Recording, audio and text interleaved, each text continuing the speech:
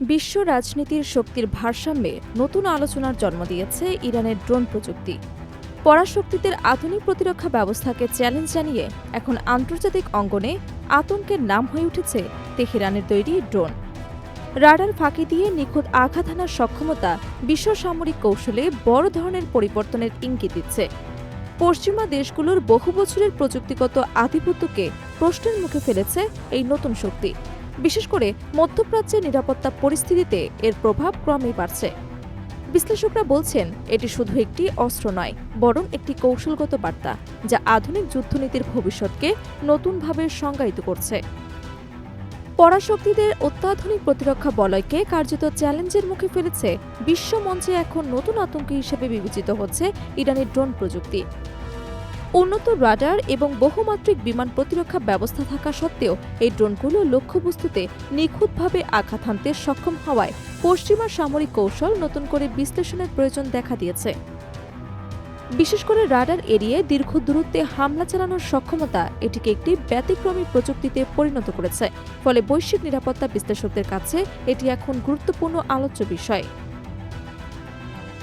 এই ড্রোন প্রযুক্তির যাত্রা শুরু হয় ১৯৮০-এর দশকে ইরান ইরাক যুদ্ধকালীন সময়।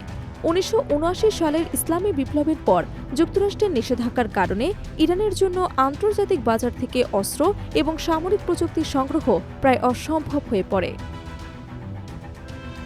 এর আগে শাহ মোহাম্মদ রেজা পাহলভির শাসনামলে যুক্তরাষ্ট্র থেকে কেনা যুদ্ধবিমান এবং আধুনিক অস্ত্র দিয়েই ইরান তার সামরিক সক্ষমতা বজায় রাখত। কিন্তু ইরাক যখন উন্নত রাডার এবং বিমান প্রতিরক্ষা ব্যবস্থা গড়ে তোলে, তখন ইরানের বিমান বাহিনী বড় ধরনের চাপে পড়ে যায়।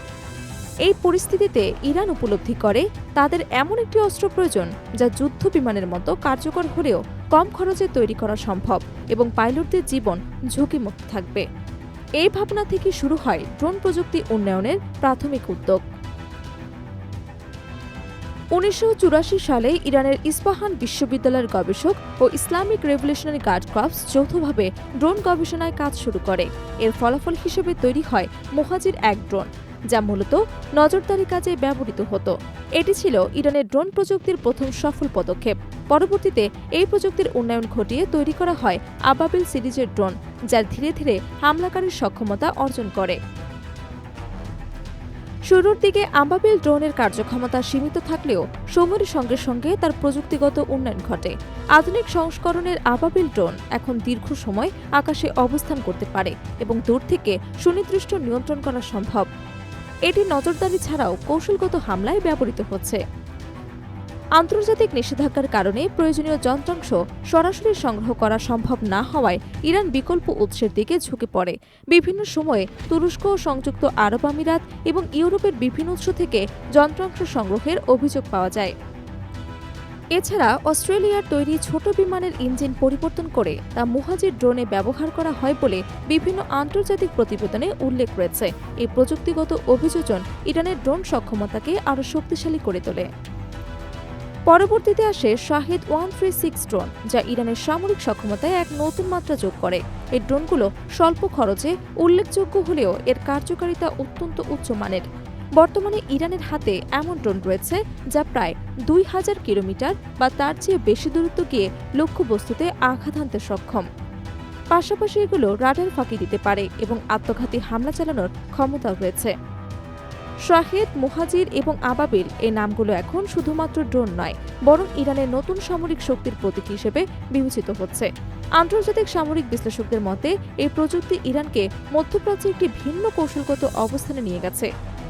প্রচলিত যুদ্ধ বিমান এবং ভারী সামরিক সরঞ্জামের পরিবর্তে এখন ড্রোন নির্ভর যুদ্ধনীতি ক্রমেই গুরুত্ব পাচ্ছে। বিশ্বজুড়ে সামরিক বিশেষজ্ঞরা মনে করছেন ইরান এই ড্রোন প্রযুক্তি শুধু একটি দেশীয় প্রতিরক্ষা নয়, বরং এটি বৈশ্বিক যুদ্ধ কৌশলের পরিবর্তনের একটি স্পষ্ট ইঙ্গিত। কম খরচে উচ্চ ক্ষমতা সম্পন্ন অস্ত্র তৈরি করা হলে ইরান দেখিয়ে দিতে চাইছে যে আধুনিক যুদ্ধের মূল শক্তি এখন প্রযুক্তি নির্ভর। ফলে ভবিষ্যতের যুদ্ধক্ষেত্র আরও বেশি প্রযুক্তি, গতি এবং কৌশল নির্ভর হয়ে উঠবে বলে ধারণা করা হচ্ছে।